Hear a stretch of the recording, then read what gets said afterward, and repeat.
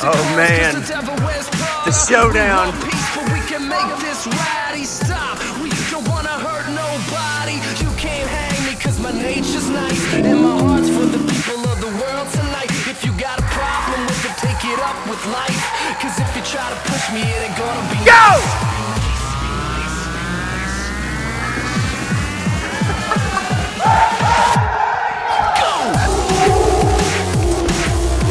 Oh, the crew's staying together, locked in together.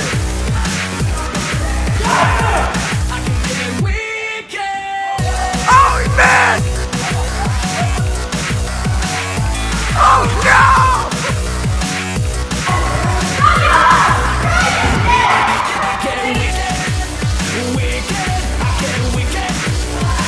Oh, nice.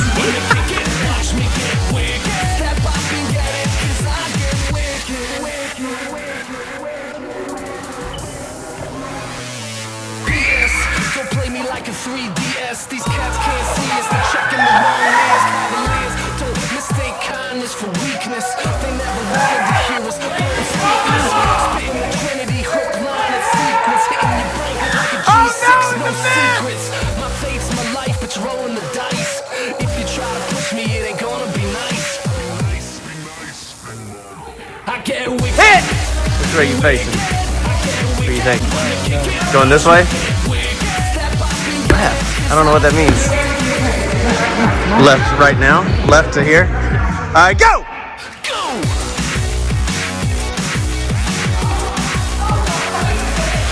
Oh!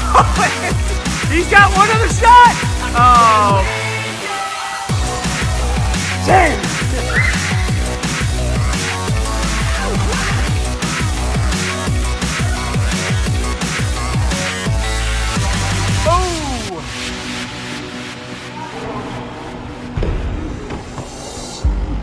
No, not really. Oh, he's going!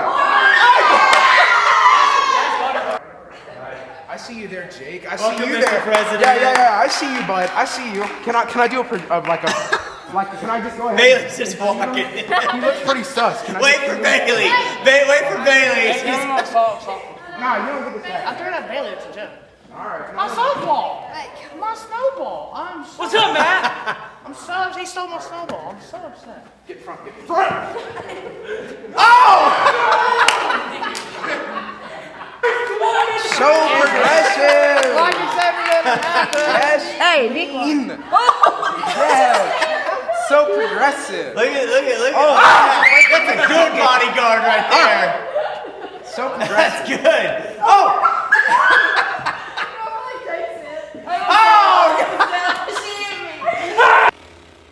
Look at everybody. They're so welcoming of the president. Great to see you. They're like looking at every person. That's another strategy. Yeah, Oh! Turn! Yeah! All right. Can you only throw it once? Yeah. Well, that's reassuring. I see you looking all shady over there. Uh-oh. There are two. Abby's being very protective. Whoa! Excuse me. Oh, he's running! Oh! Yeah, man. Did he hit you? No, you didn't. No, Rushy hit me. Dude, you gotta go! Shoot! Oh, she's going!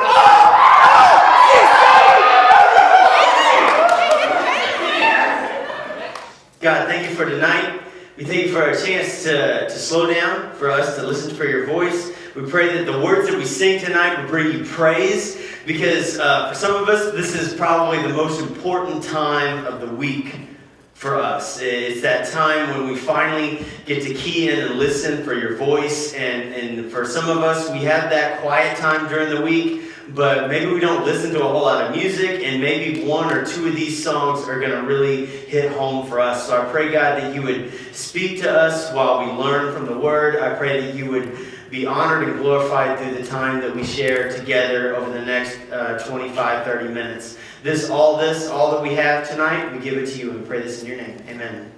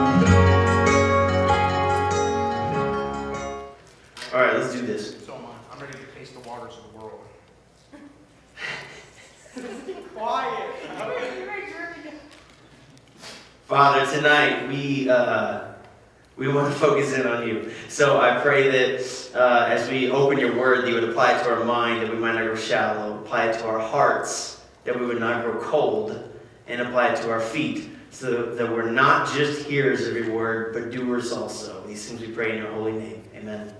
Here's where we've been, okay? I'm going to do a quick recap in case you've missed weeks in the past, and you guys need to be with us. The very first week, we talked about this letter from Peter, and Peter said that we should have great expectation.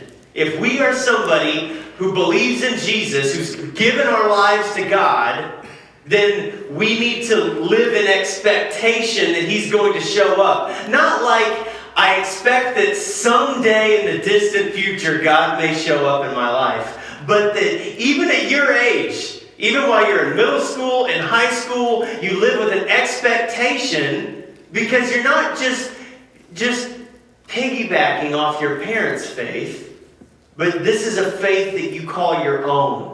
This is a decision that you made yourself, that you said, I want to follow Jesus. And so because of that, we live with great expectation that he's going to show up. If you guys don't live with great expectation, then chances are that you believe in a very small God.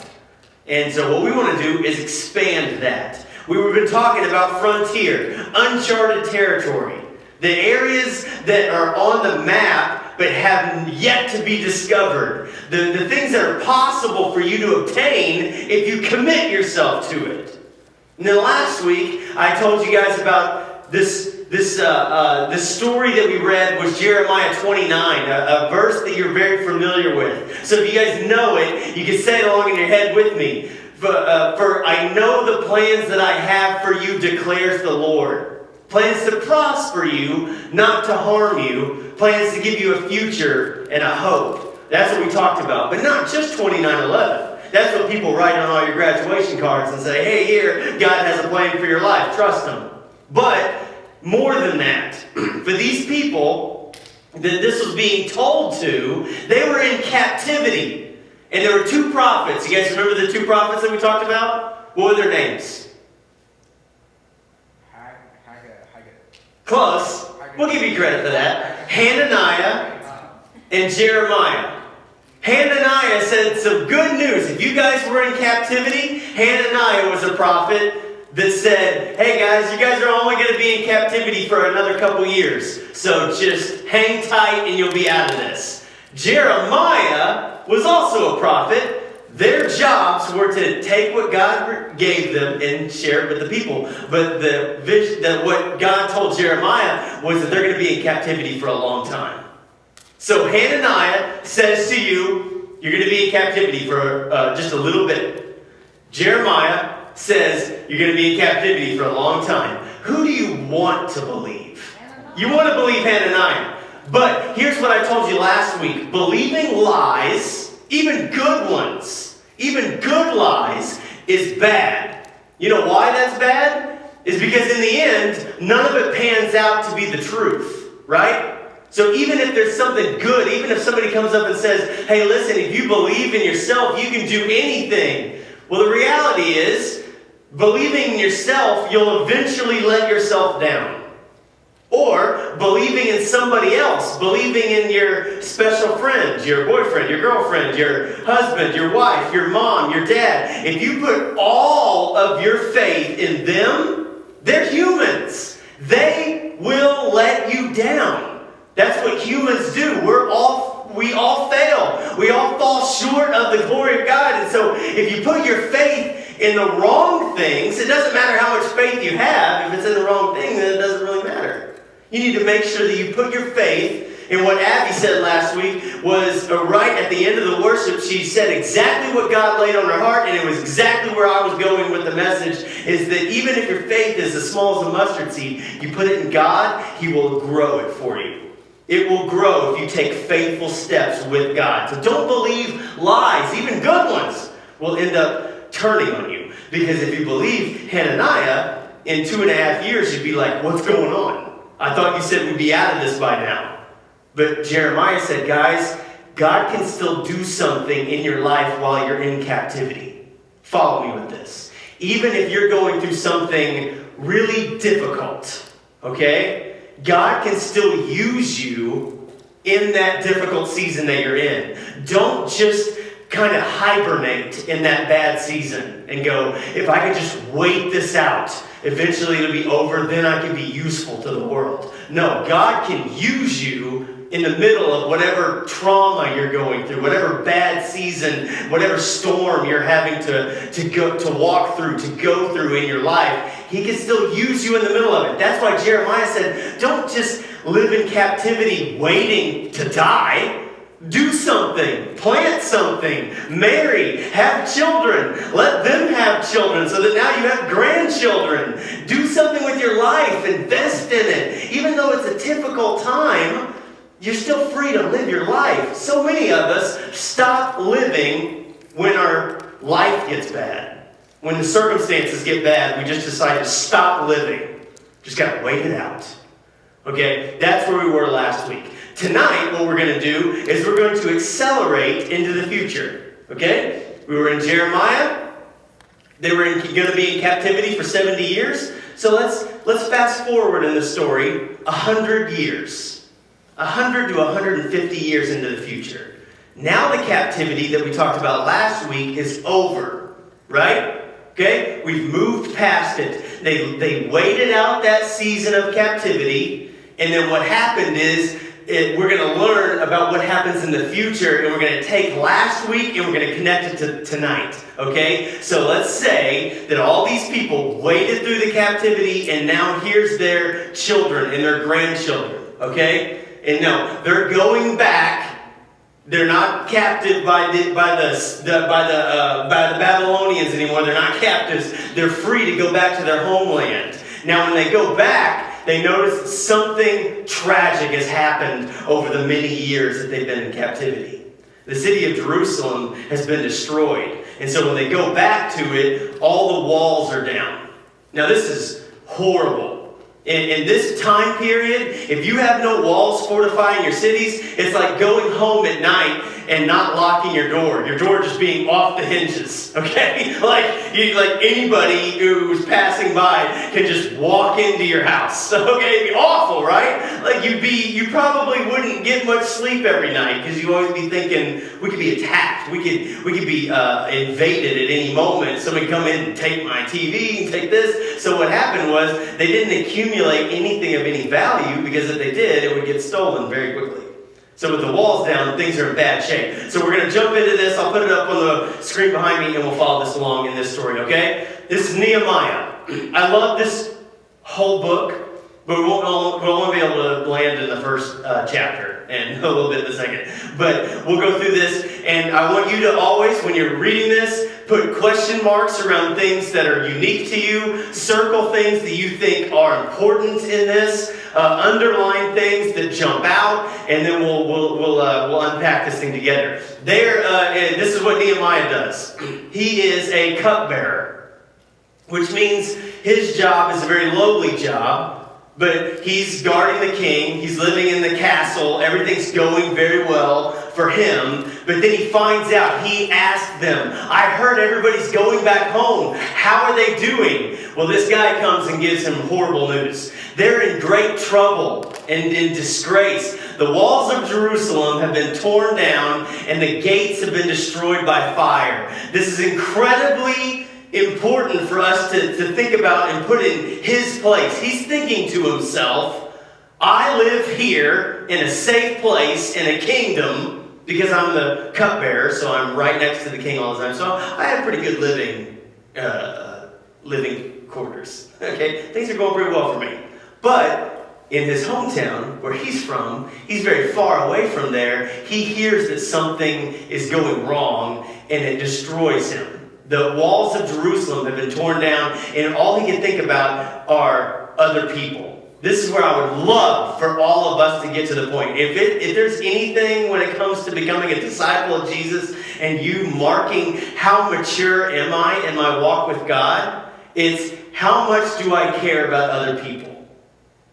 Because as you mature in your walk with God, it will be one of those things where you will mature in your desire for wishing the best into other people's lives. You know why? Because if you're becoming more like Jesus, Jesus gave his life for everybody. So at some point, there should be some desire that you would wish good things to happen to people. And if you wish those things, if those are things that are on your mind, it tends to turn into action. Write this down, okay? We tend... Oh, did I miss that? Did I miss the thing? Okay. We tend to only look at our slice of history. This is what we tend to do. As humanity, we tend to only look at the slice of history that we affect. Okay? What if I were to say this? In the year 2120, that's exactly 100 years from now, 2121. Sorry. We rounded to next year. 99 years from now, there will be another pandemic. Oh, yeah, right? So all of a sudden, what do you think about? Let's see, 99 years from now, I'm 13 right now, I'm 17 right now, I'll be 116 years old. Chances are I probably won't be around. I probably won't. You're thinking, I'll be 111. Okay? So you're probably thinking about only your lifetime. Our instinct as humans is to only think about our slice of history that we live in.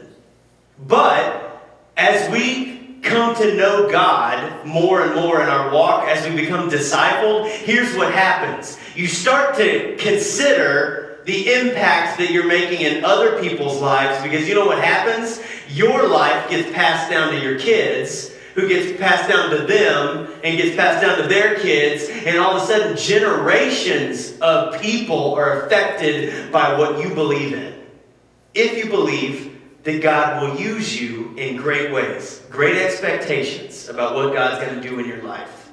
If you have great expectations, what's going to happen is you're going to start to think outside of your slice of history. You're going to start figuring out that you can have a conversation with a person that you don't even know their name, and that may impact them, who will then impact somebody else. And all of a sudden, people will come up to you and say, you said something to me 5 years ago that changed my thinking. And I've been a different person ever since. Now, was it actually your words? No, God probably used your words and changed their life. And because of that, it's not just your line, like what you do in your life. You're making impact in all sorts of people, across all sorts of centuries, all sorts of years, far beyond anything you could imagine. Why? Because God will use you outside of the little slice of time that you live in. Right now, it is not just about you, it's about what you're doing as you pass your faith down to people who are younger than you, people who are older than you. And Nehemiah thinks to himself, it's not just about me. Nehemiah was safe. He's a cupbearer in a castle with the king. He's fine. But he knows his people aren't okay, and that bothers him. This is his response. When he hears it, he sat down and wept. In fact, for days, I did 3 things. Action words, all important. I mourned, I fasted, I prayed, all to God. Because this is what was most important, was that I knew that if I was going to make any impact of any value in the world, God has to be the one to do it through me. For the people in here that think, if I just believe in myself, I'll make the impact I want to make, you're lying to yourself. You will always make far greater impact if you start first with your relationship with God and let Him be the one who is your hands and feet. He can move you in the direction you need to move. He can make you reach out to the people that need help. Everything that He's going to be doing through you happens when you stop and say, my heart breaks for people. And if I can be a part of the solution, then God, give me the green light to go and do it. You notice that it was something that was so heavy on his heart that the first thing that he did was he mourned. It broke him apart. Let me ask you, if I were to tell you that somebody close to you is not doing well in life, that would hurt you, right? Like that would, in your heart, that would be something that would hurt you. That's good. God has placed people in your pathway that you need to love the people around you. But let me give you some really bad news. There's some statistics on how many people die around the world any given day. And every 60 seconds, 106 people die around the world. Every 60 seconds. Now, if you were to mourn every person that dies, your whole life would be mourning. That's all you would ever do. Right? We cannot stop our lives for all the people, and God doesn't expect us to. That's why God puts people into our lives. There will be people that we will mourn when they're not around anymore. We'll mourn when they're in pain. We'll laugh when they laugh. There will be people that God will bring into your life. Hold on to those relationships.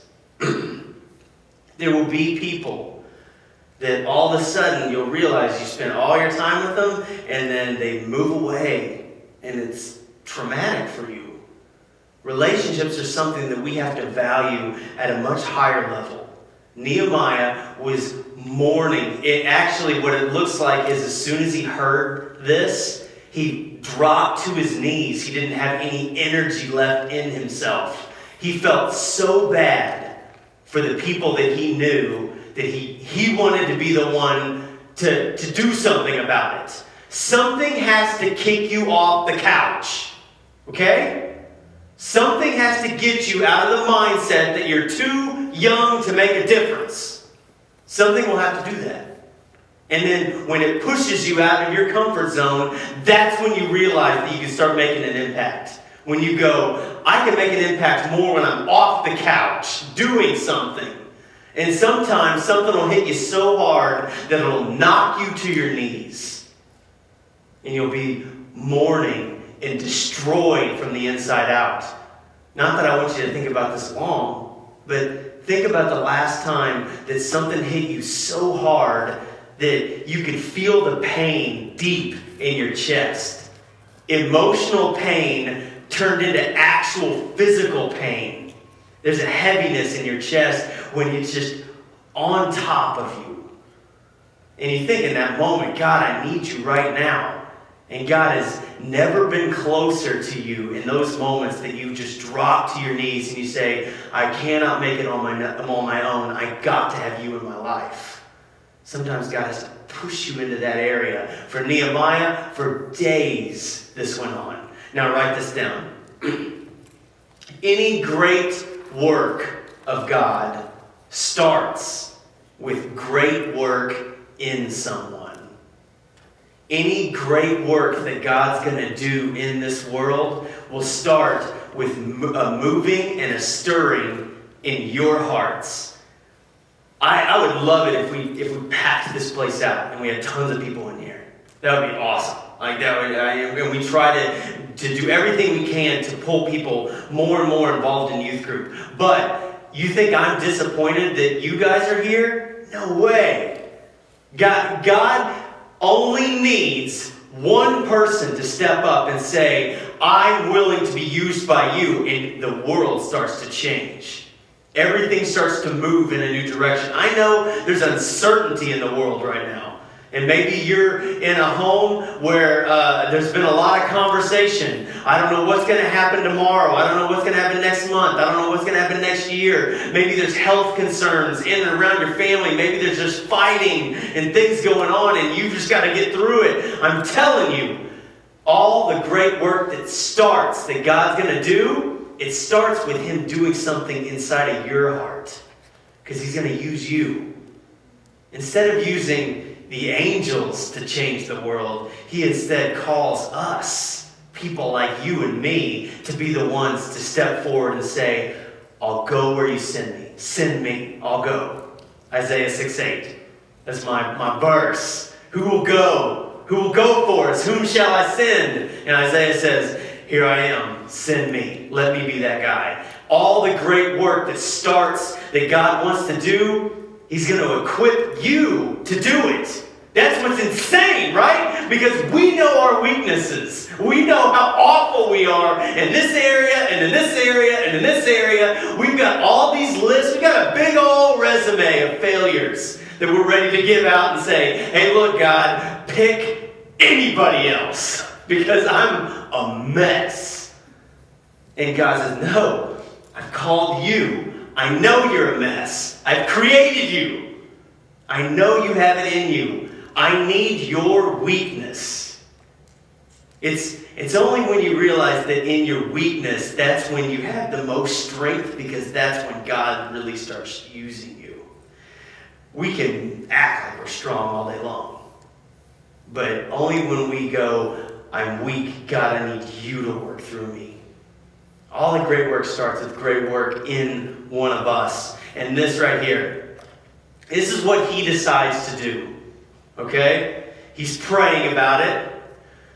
And this is what he knows is going to be the obstacle for him being able to go and be used by God. He goes, the king is going to decide. He's my boss.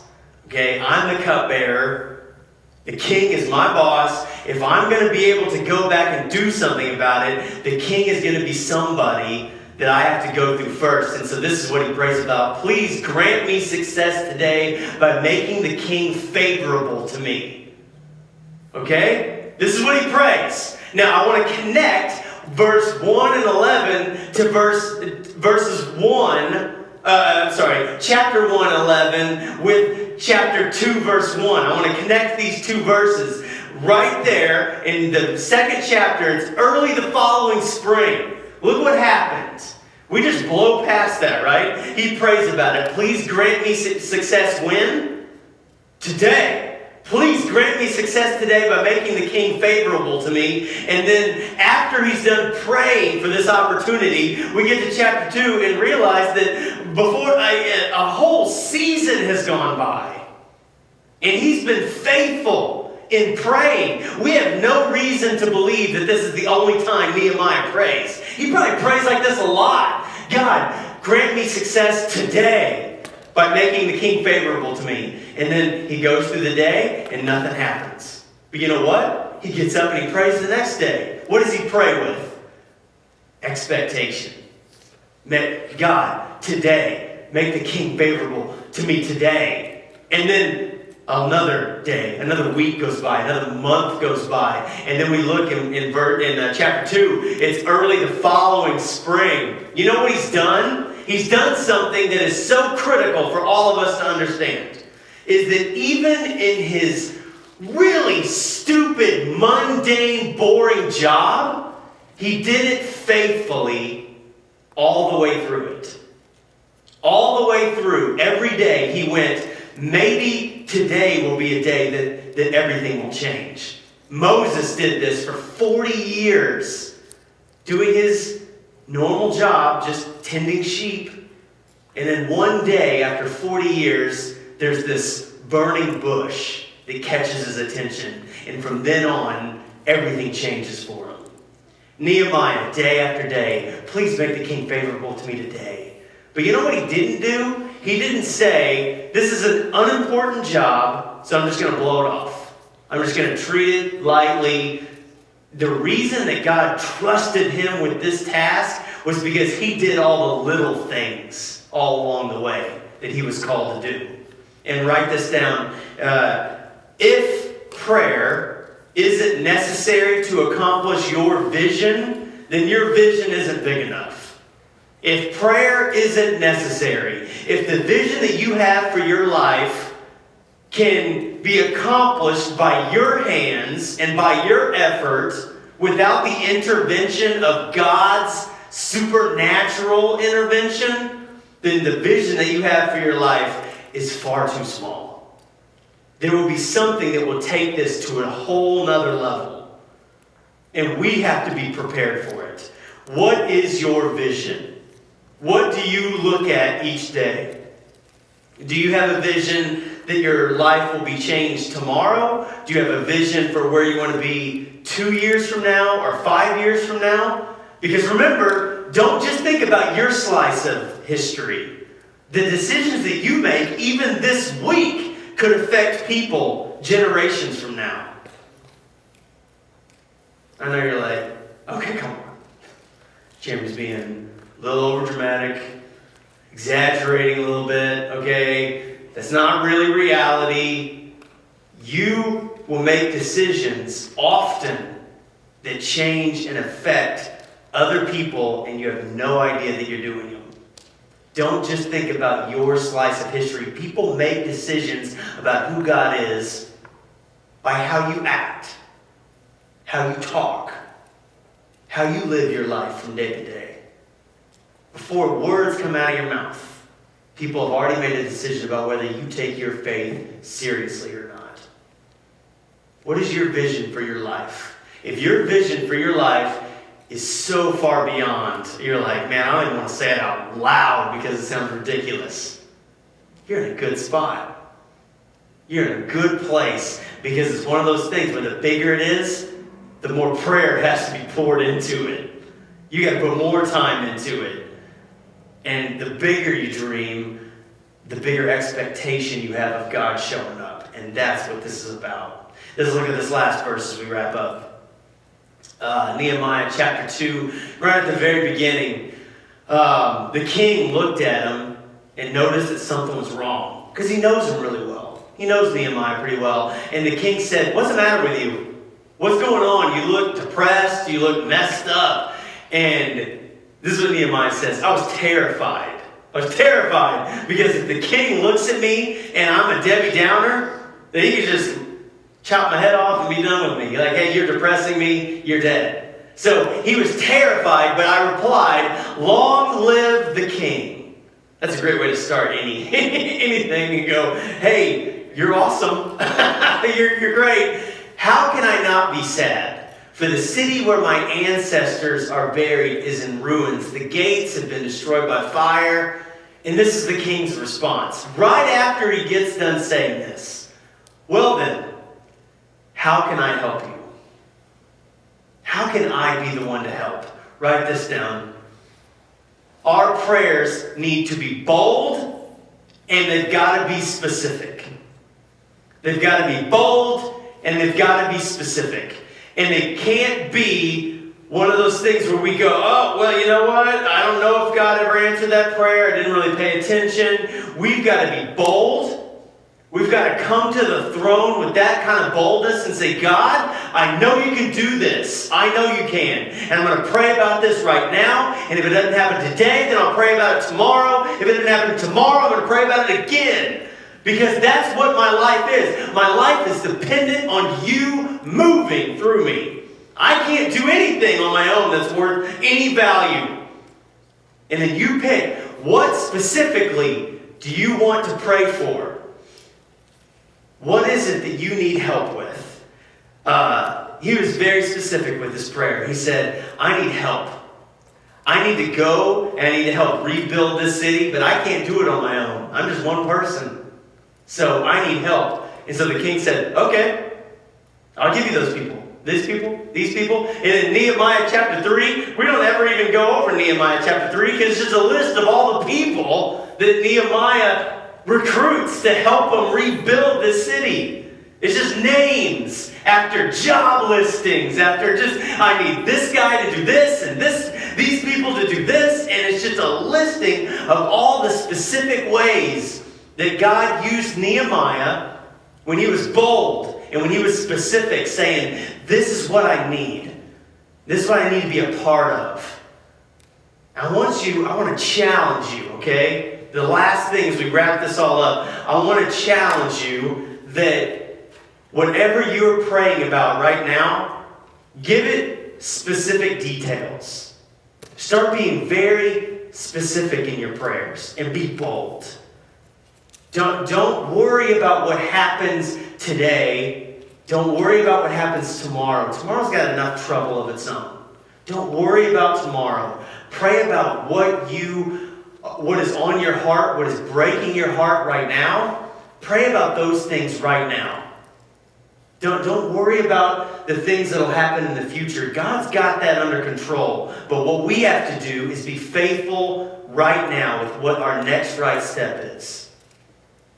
All during this series, I've been telling you guys to make plans for the future. This is a frontier, uncharted territory. Every one of your lives, God is talking to you saying, I don't want you to replicate somebody else's life. I've got a calling for you. I've got a calling for you. I don't want you to just try to be just as good as this person. I want you to do something completely different. I want you to be a part of this and pour your life into it and allow me to use you. Every time I say those things, I don't want you thinking, how am I going to get from here to 10 years from now? I just want you to be thinking, what is my next right step? What is the step I need to take tonight that 10 years from now I'll have taken 1,000,000 steps and I'll be where God's called me to be? What is that step you take now?